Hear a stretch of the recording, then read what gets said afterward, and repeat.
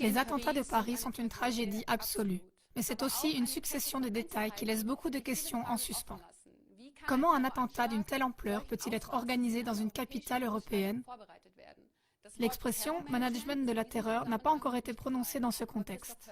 Mais Christoph Hörstel, ancien correspondant de presse en Afghanistan de la première chaîne allemande, nous explique ce terme et fait quelques déclarations brûlantes sur les prétendus attentats de Paris. Monsieur Hörstel, le terrorisme est maintenant arrivé jusqu'en Europe. Après ce qui s'est passé en France, on n'arrête pas d'entendre d'autres histoires provenant d'Allemagne, de Belgique et de partout. Je pense aussi que les gens ont peur, ou bien on leur suggère d'avoir peur. Est-ce un hasard? Non, bien sûr, ce n'est pas un hasard.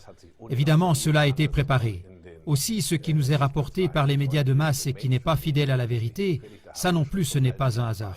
C'est pourquoi nous avons déjà entendu, il y a 1 an ou il y a 6 mois, que des combattants qui ont combattu en Syrie aux côtés d'Al-Qaïda, du front Al-Nusra et d'autres encore, allaient affluer pour ensuite probablement perpétrer des attentats terroristes selon leur ancienne manière de faire la guerre, des combats de rue, etc.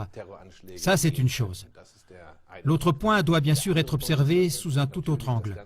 À l'époque, en 2006-2007, en tant que conférencier au Centre des forces dirigeantes de l'armée, j'avais choisi pour le cours de sciences sociales l'Afghanistan. En tant qu'expert du pays, j'avais instruit les forces dirigeantes des troupes de combat allemandes sur la façon de se comporter en Afghanistan et pour ce cours, j'avais alors utilisé l'expression « management de la terreur ». Et c'est exactement ce qui se passe ici. Les gouvernements mentent, tous les gouvernements de l'OTAN. Ils ne mènent pas un combat contre le terrorisme, mais ils pratiquent eux-mêmes le management de la terreur. Les personnes qui sont mises en scène, qui perpètrent les attentats, sont dans 95% des cas très bien connus des services de sécurité. D'où est-ce que les services de sécurité les connaissent? On entend tout le temps dire que les services secrets sont exactement au courant de ces prétendus terroristes. Mais c'est bien normal que les services secrets surveillent les terroristes présumés. Par conséquent, ils savent où ils se trouvent. N'est-ce pas normal? Alors tous ceux qui ont fait la surveillance jusqu'à maintenant devraient être virés, par exemple dans le cas de Paris, parce que visiblement ils n'ont pas eu beaucoup de succès avec leur surveillance. Oui, mais que devons-nous faire? Ce n'est pas parce que quelqu'un est un terroriste présumé qu'on doit aussitôt l'enfermer. Sinon, il y aurait de nouveau de grands cris. Et d'où sortent-ils ces informations? La surveillance de ces cercles est sans faille. Ils ne peuvent même pas éternuer sans que les services secrets ne soient au courant. Donc, si quelque chose se passe, nous savons qu'ils sont impliqués. Et le problème, c'est que nous savons aujourd'hui que l'État islamique, AIES, ISIS, EI, peu importe quelle abréviation on leur donne, on ne pourrait pas les imaginer sans la CIA, qui a commencé à entraîner des parties importantes de ses troupes en Jordanie il y a quelques années. Et ce qui se passe maintenant, c'est qu'ils arrivent ici en Europe parce que les managers le veulent ainsi. Ils ont pour cela des motifs très concrets. Nous nous trouvons devant un crash financier et nous avons d'énormes problèmes de politique intérieure, de politique monétaire, de politique financière, de politique économique et nous ne voudrions pas que la population se défoule sur le gouvernement comme celui-ci le mériterait. Alors on les distrait avec ce genre d'attentat. L'attentat de Paris sur Charlie Hebdo est très clairement un attentat terroriste manipulé. Il y a assez d'indices pour cela. Non seulement les auteurs étaient connus des services secrets, mais justement la carte d'identité laissée dans la voiture, c'est une chose qu'aucun braqueur minable n'aurait faite. En principe, on devrait trouver tout le déroulement étrange. Les témoignages personnels au sujet des auteurs sont étonnamment positifs. Tout cela n'est pas cohérent. Et ensuite, nous avons un écho médiatique indiscutablement cohérent qui semble convenu et finalement, nous avons l'écho politique. En Allemagne, les droits des citoyens sont restreints, ainsi que le droit pour avoir un passeport. Et tout ça, ça a été tout réglé en un rien de temps.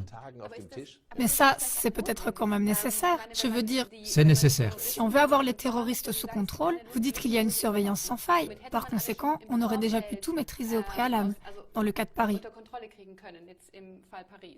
En effet, en Allemagne, on voit maintenant toujours plus, par exemple, actuellement dans une situation à Berlin, qu'il y a eu une intervention où on a arrêté 2 Turcs. On a aussi une intervention à Wolfsburg, ce qui veut dire qu'on voit quand même que nos forces de police sont en alerte antiterroriste.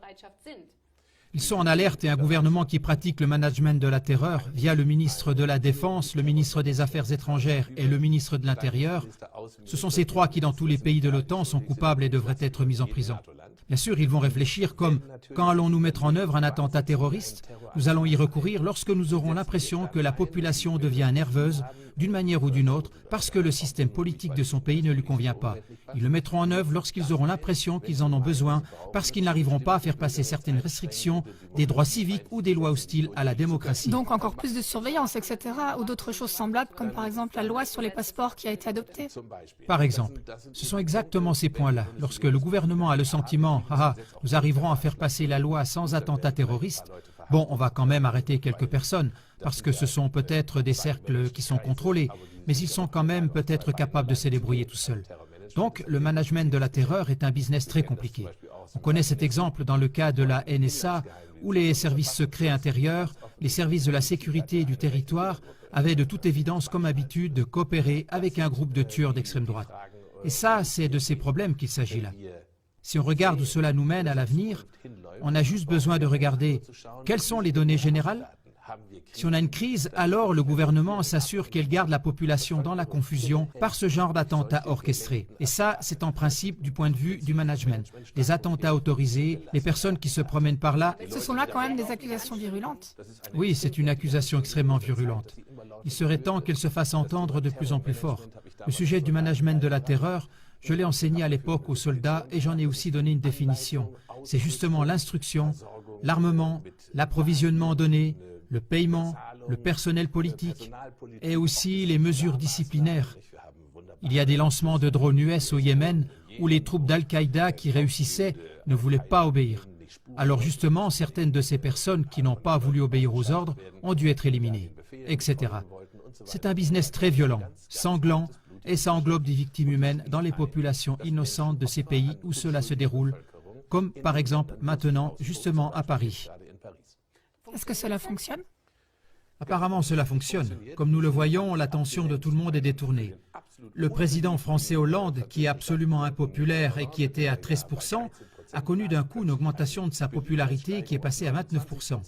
On se trouve en plein dans un vol à hauteur de billions par la mafia financière dirigée par la Banque centrale européenne pour acheter à grande échelle des papiers sans valeur de façon à ce que la Suisse fuit l'euro avec effroi et ainsi entraîne tout le navire à chavirer. Et ça, on doit bien sûr absolument le détourner.